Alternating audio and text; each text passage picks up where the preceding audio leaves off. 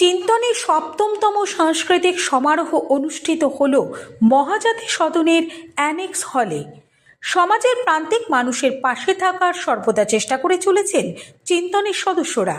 পথে প্রান্তে, গ্রাম থেকে শহরে, ফুটপাত থেকে শহরের রাস্তায় যেসব মানুষ প্রতিনিয়ত দুই বেলা খাবার ও বস্ত্রের জন্য চরম সংগ্রামে লিপ্ত এবং আর্থিকভাবে পিছিয়ে পড়া মানুষের জন্য কাজ করে চলেছেন চিন্তনের মহিলা সদস্যরা।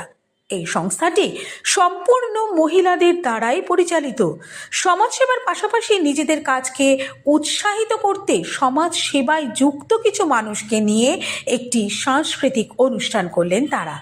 চিন্তনের কর্ণধার জানালেন, সারা বছর ওই সব প্রান্তিক মানুষদের মুখের হাসিটুকু তাদের মনে প্রশান্তির রেশ রেখে যায়। অনুষ্ঠানে উপস্থিত ছিলেন Shri Amit Kohli, district manager UCO Bank Howrah, Dipti Kar, director UCO Bank Howrah, Manoj Kohli ও নান্টু দে প্রমুখ।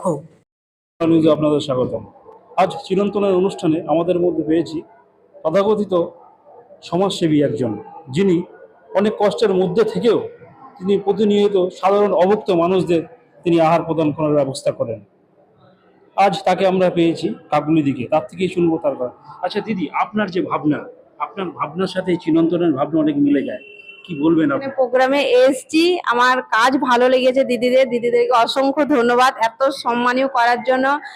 আমি এই দিনটা দেখার জন্য আমি অনেক অপেক্ষা করেছি। আমি শুয়ে শুয়ে ভাবতাম যে এরকম আমাকে এক জায়গায় ডাকা হবে, পুরস্কৃত করা হবে। আজ আমার স্বপ্ন সত্যি হয়েছে।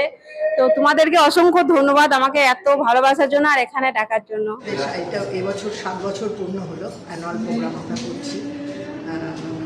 আমরা সাধারণত যে প্রথম থেকে আমরা যখন এনজিওটা শুরু করি তখন অনেক নানা রকম প্রতিকূলতা দেখেছি সমাজে।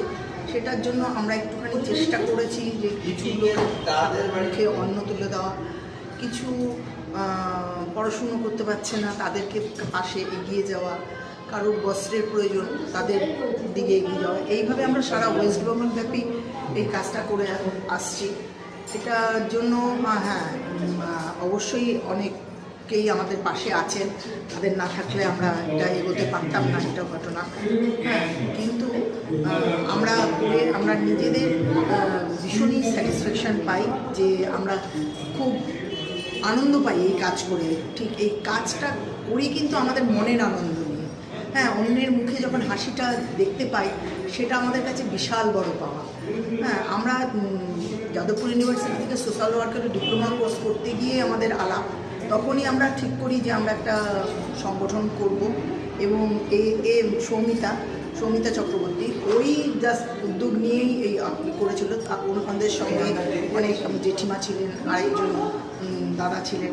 তা ওনারা যদি ওকে এরকমভাবে পথ না দেখাতো আর ও যদি আমাকে এইভাবে আমাদের সকলকে এইভাবে এগিয়ে না ধরে না রাখতো, তাহলে হয়তো আজকে আমরা এই জায়গাটায় এসে সমস্যা। দেখুন, কাজ আমাদের সদস্য তো মুষ্টিমেয় হলেও আমরা তো সবার হেল্প নিয়ে কাজ করি। হয়তো সবাইকে সামনে পাই না কাজ করার জন্য, আর সবাইকে বলতেও পারি না যে এসে কাজ করো, যেহেতু এটা সম্পূর্ণ ভলেন্টারি ওয়ার্ক।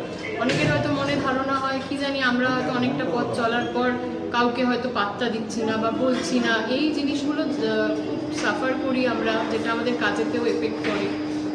যার জন্যই এবারে আমাদের একটা থিমই রেখেছিলাম আমরা, ভেদাভেদ নয় একতাই সংকট। সংগঠনের মেইন যেটা দরকার সেটা তো একতা। আমার 5টা আঙুল যেমন সমান নয়, 5টা মানুষও সমান নয়।